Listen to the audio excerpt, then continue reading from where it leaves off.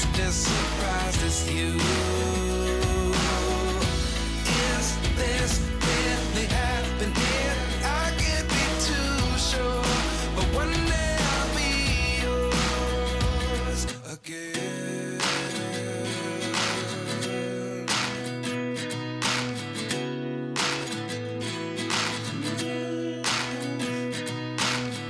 Life lessons come one in a dozen.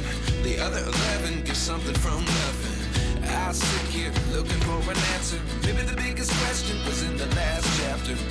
You gave me the soul I have today. Without you I never could have moved away. But now I see what you teach. I do believe I always should have stayed. Yeah. Is this really happening? I can't believe it's true.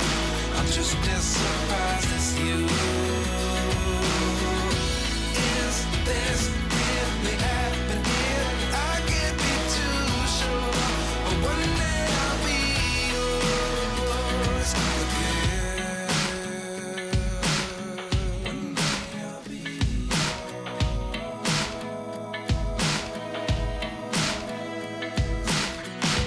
One day I'll be yours.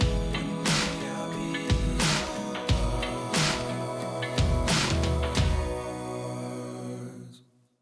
Life lessons come one in a dozen. The other 11 get something from nothing. Life lessons come one in a dozen. The other 11 get something from nothing. Life lessons come one in a dozen. The other 11 get something from nothing. Life changes just open the door. One thing's certain, I'll always be yours.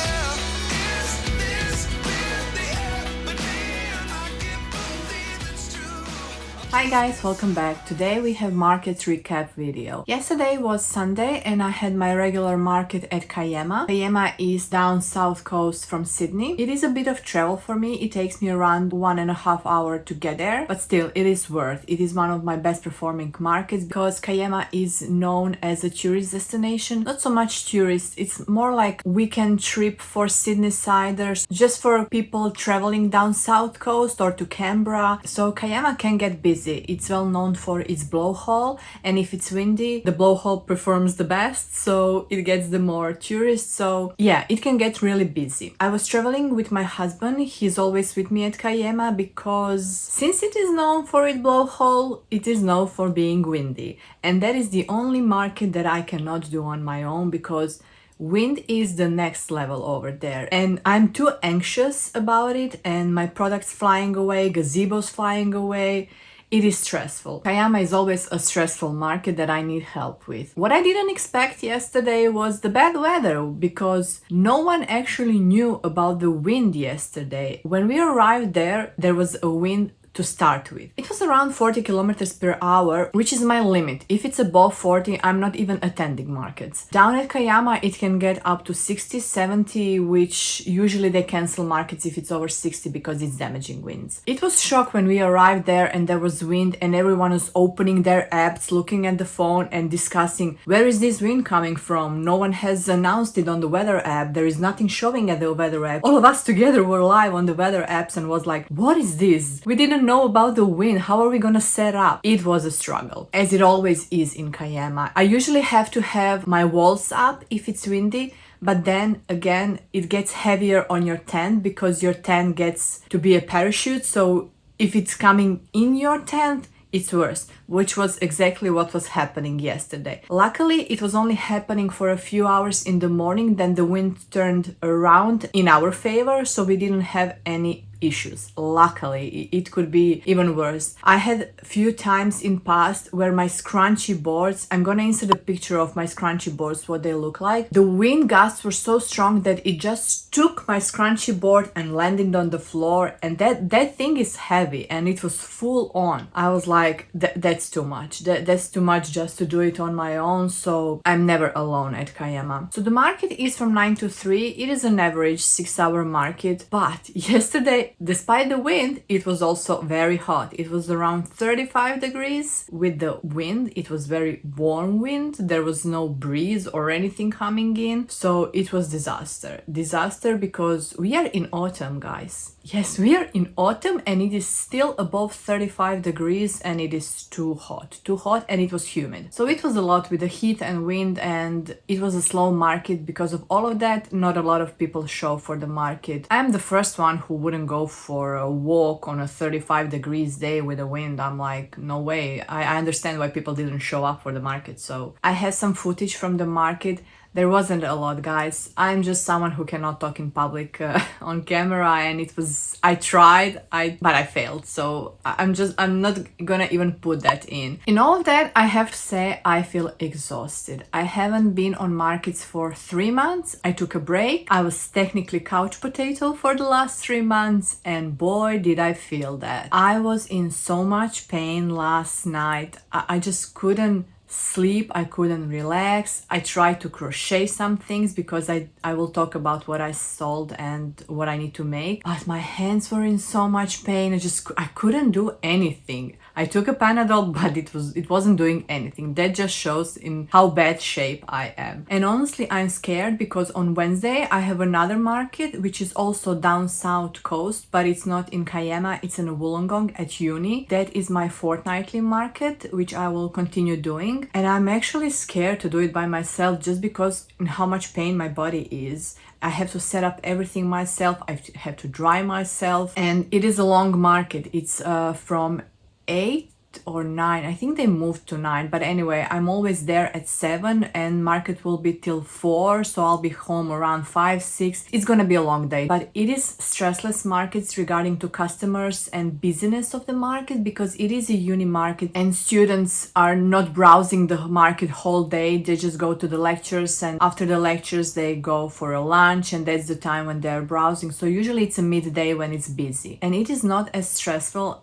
as some other markets because it is only young adults, teachers, admin office workers, and people like that. There are no kids, which usually gives me the most anxiety. First of all, kids are messy, kids are dirty, they're touching all the plushies, and I'm always stressed if someone's gonna drop anything, or do they have chocolate on their hands. Every time someone enters my gazebo, I first look at the hands. If there's any food, chocolate, anything, I warn them. I'm like, please don't touch anything. I like to keep them clean for whoever's gonna buy the product. If the parent is close, they're respectful. So uni markets are easy for me. I do them on my own because my husband is working his 9-to-5 job, kids are in school. Usually if it's a free day for my daughter, she would come with me, but it's in the middle of the week and she is not able to just drop the school to be with me. It is an easy market, it is stressless when it comes to customers and everything, so I enjoy that market. And I actually get a lot of time to do things crochet wise or knit wise. I'm looking forward to see how it goes. I'm not sure if all the students are back on campus this time, so usually first few markets are a bit slow because not all of them are back to the classes, so we'll see how it goes. I did like my new setup with the grid cubes that I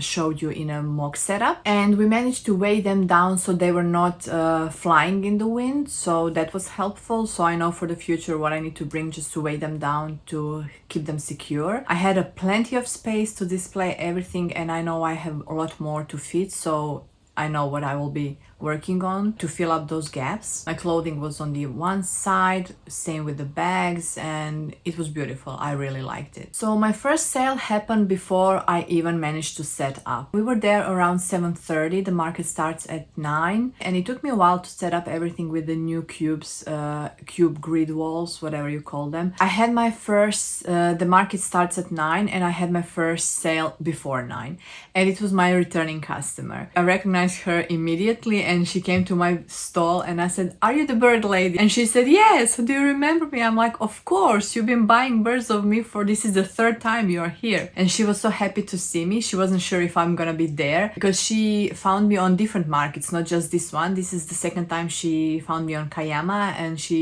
met me on different market. She was straightforward into my bird section. She took cockatiel and mallard duck, and then since she was my first customer, I had to pull pull out my square, my phone, my everything. I wasn't fully prepared because I was still setting up. I was half set up. And then we realized I had no reception. Zero, nothing. I had SOS on my phone. And I was like, oh my God, what's going on?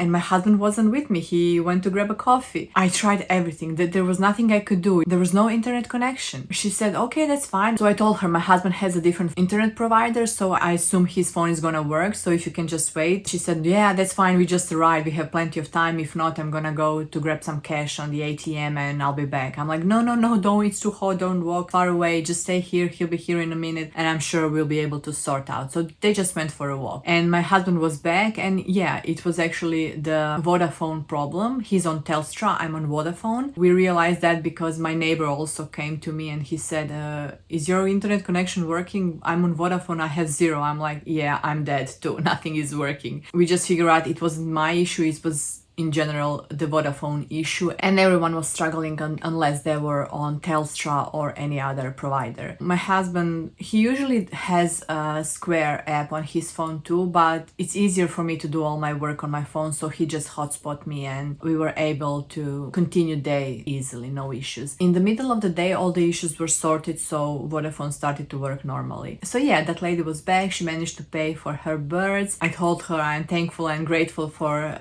her continuous buys, and she said, oh, I love birds, I'm a bird fanatic, I just want to collect them all. And then I asked her, what are you missing, what can I make for you, because she said she's gonna be here next time. And she said gala. I'm like, oh my God, I actually do have galas, but it's hard to keep them in stock because they are the prettiest one and they sell out very quickly, so I'll make sure to have one in stock for you next time. So yeah, I'm looking forward. I need to make some galas, I need to make some cockatiels because they're all sold out. Even my cockatoos are sold out. So yeah, I need to jump on the bird wagon because they are selling out. So yeah, she was my first customer and I was so happy to see her. If you see me looking down, I have my laptop here with Square because I'm gonna go through Square to see what else was selling. We are just gonna jump straight into it. I'm gonna talk only about my crochet items because I think that's the most interesting part. People are gonna watch this video who are following my crochet journey. I did sell a lot of my hair accessories and embroidery things, my t-shirts and my bags, but I'm not gonna, I might just insert few photos so you can see of my hair accessories setup, picture of my t-shirt that's usually always selling. I have one bestseller that is selling all the time and everyone loves this t-shirt and it is very popular, so I'm just gonna insert the picture so you can see. I did realize on Saturday when I was packing down my clothes and bags that I'm low on my bags. I didn't know that before and I didn't have time to make more bags. I only had a couple of them and I did sell a couple of them. So my next sale crochet wise was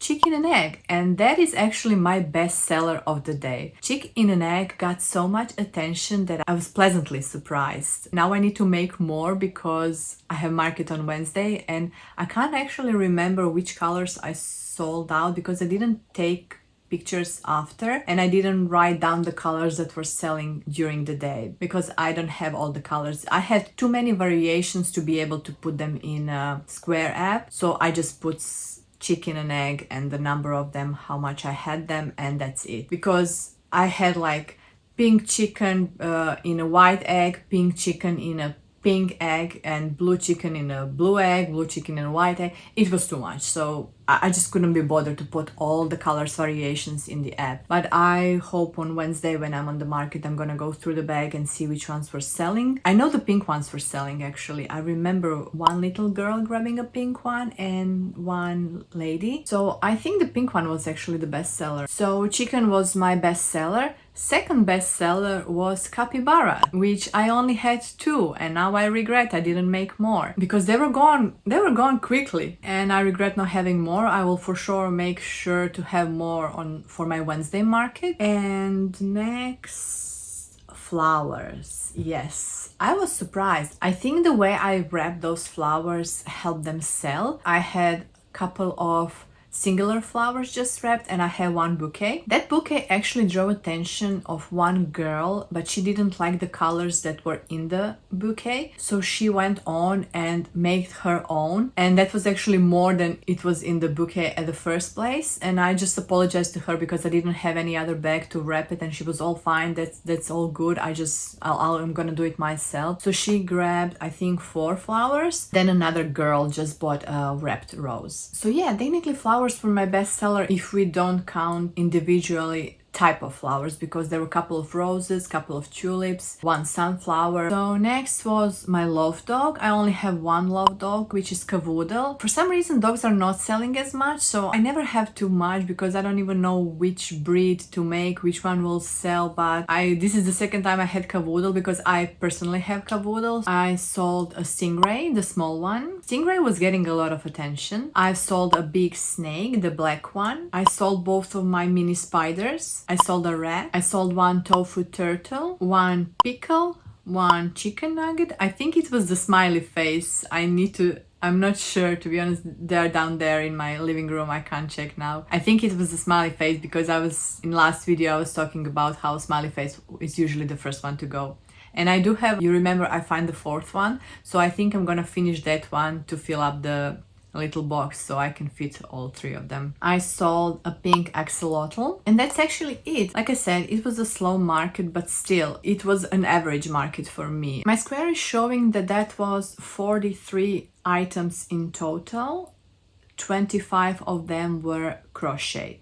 Everything else was bag, clothes, and hair accessories. I'm not gonna go into details of those what sold. So yeah, only 25 plushes, which is okay, which is good. So all in all, net sales were slightly over 1,000 Australian dollars, which is fine. I'm happy with that. That is like an average market I do, and it was slow market for me, so I'm happy with that. Not a lot of people attended the market, so I'm happy. Crochet is still my bestseller. The biggest chunk of $1,000 is crochet. I think I would say 60-70% of that is crochet. Everything else is embroidery and hair accessories. So yeah, I'm happy with how this market went. It was my first market in 2025, and I'm looking forward to new season of markets. Like I said, I will slow down with markets. I won't be doing as much as last year. I will keep Kiama as my regular monthly market. I will be doing uni markets and Wollongong, and I am booked for some bigger handmade markets, which I will be talking in the future. I will be starting new weekly vlog where I will be preparing for the Wednesday market at uni. I already have a list of things that I want to make and finish till Wednesday, so technically I have only today and tomorrow to do all of that. I will be finishing some flowers. I for sure need some capybaras, some birds, but I won't be able to make a lot. Like I said, my hands are really hurting from heavy lifting and I just need some rest. I won't be filming me crocheting today because I'm usually couch potato, just relaxing and crocheting, and I won't be doing a lot. Tomorrow morning I will probably film myself making roses because I want to assemble a couple of roses, and I think I need to embroider some bags because I have no bags left in stock and I didn't realize that. So I might run my machine for at least 3 bags. I won't be doing any t-shirts because I do have all my t-shirts still in stock, and I don't have a lot of blanks of t-shirts, but I do have blanks for bags, which I'm gonna hoop tomorrow and put through my machine. I'm gonna show you the process. I will probably just do the sound over because I will be wearing my headphones because that machine is very loud, and if I'm working anything else in the room while the machine is working, I need to have my headphones on. So I will probably just be assembling flowers while the machine is running. I will get to show you the process of me hooping the bags and putting it on into work. So yeah, thanks for watching, and I'll see you in my next video. Bye!